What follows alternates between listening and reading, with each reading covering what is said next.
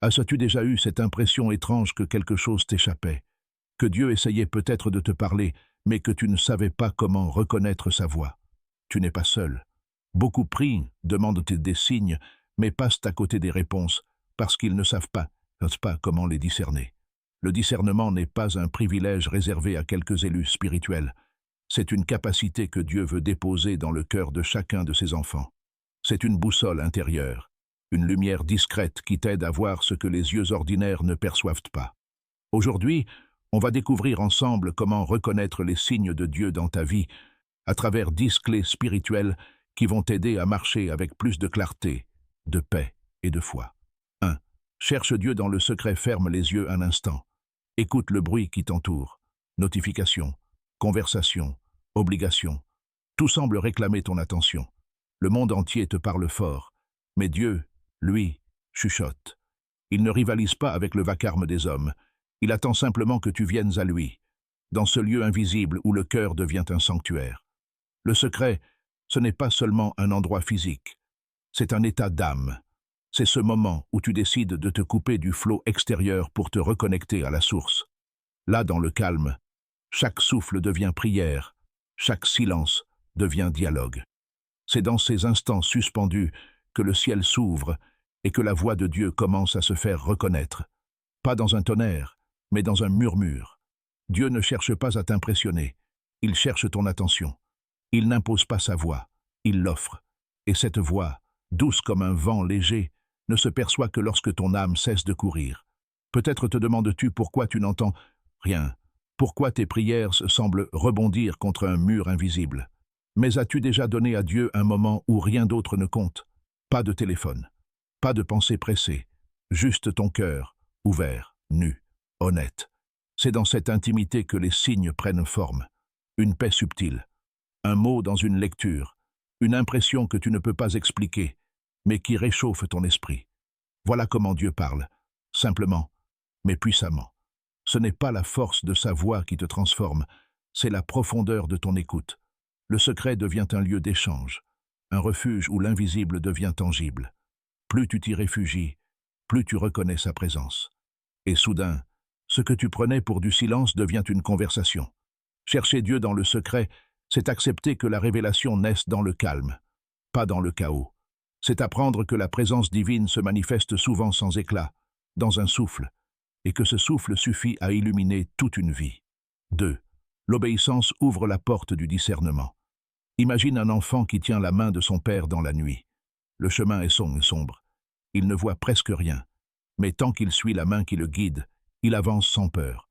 L'obéissance, c'est cette main. Tant que tu la tiens, tu avances dans la lumière, même si tes yeux ne distinguent pas encore la route. Beaucoup veulent comprendre avant d'obéir. Ils attendent la preuve, le miracle, la confirmation. Mais Dieu ne fonctionne pas selon la logique du contrôle. Il t'invite à marcher dans la foi avant la clarté.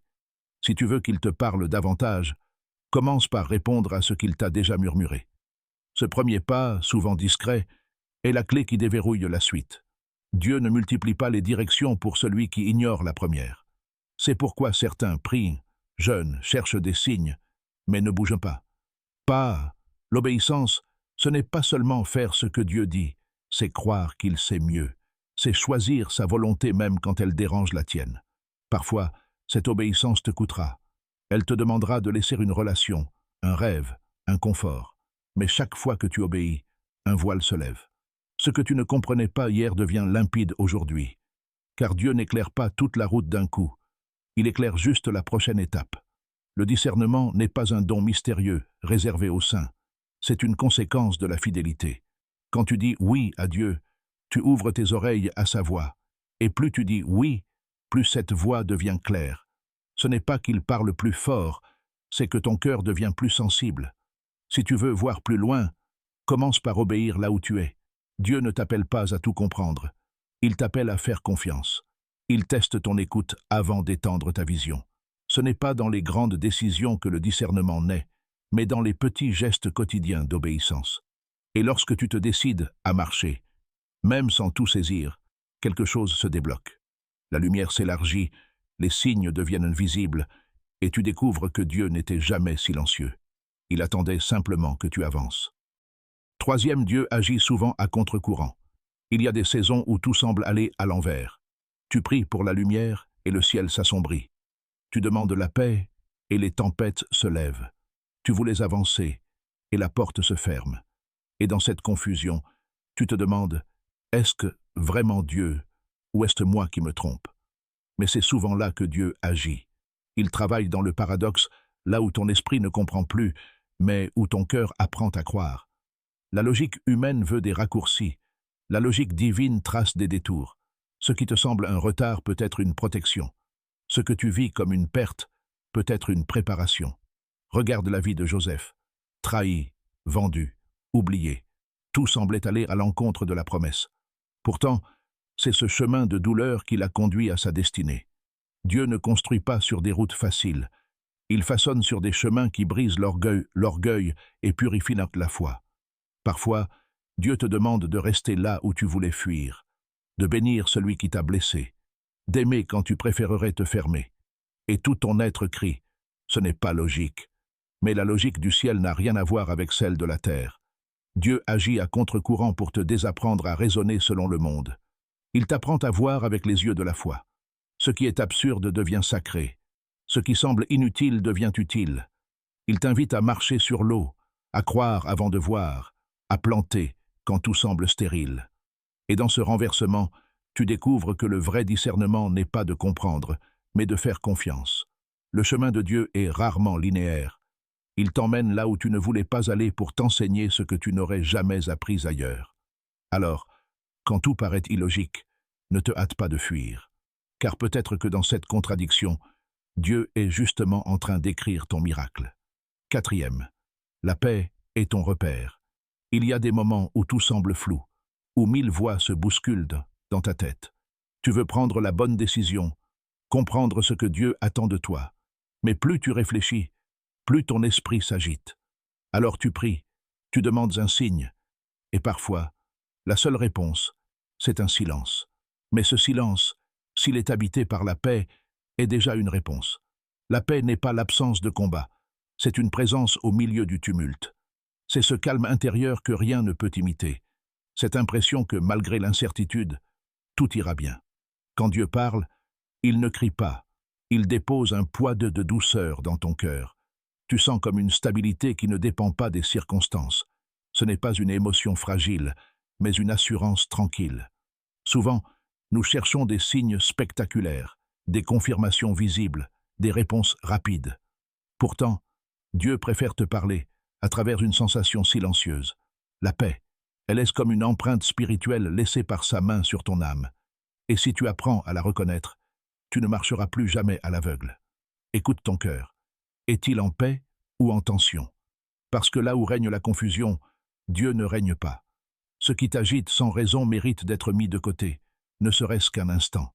Quand ton esprit tourne en rond, c'est peut-être le signe que tu insistes sur un chemin que Dieu n'approuve pas.